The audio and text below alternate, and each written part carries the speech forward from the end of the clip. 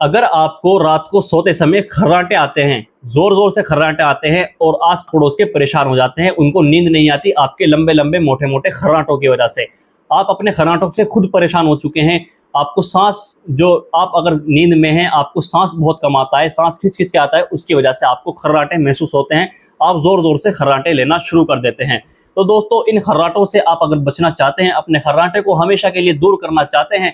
अपने पड़ोसियों को परेशान करने से बचना चाहते हैं, तो ये नुस्खा आप आज ही इस्तेमाल करें, आज ही उपयोग करें। दोस्तों, आपको क्या करना है, केवल अपने सिरहाने रखने से ही आप अपने खर्राटे को दूर कर सकते हैं। आपको क्या करना है, एक फिटकड़ी का टुकड़ा लेना है, आपको वो क्या करना है, अपने सिरहाने यानी जहां आप सोते हैं अपने तकिए के पास रखकर रात को सो जाना है। आप खुद ही देखेंगे कि 20-21 दिन के अंदर अंदर आपके खर्राटे जो आते थे लंबे लंबे मोटे मोटे, वो खर्राटे लगने बंद हो जाएंगे, आपको नींद अच्छे से आएगी, आपको सांस खुलकर आएगा। तो दोस्तों, इसका इस्तेमाल करें, पेज को फॉलो करें और इस वीडियो को अपने दोस्तों के पास आगे शेयर जरूर कर दें।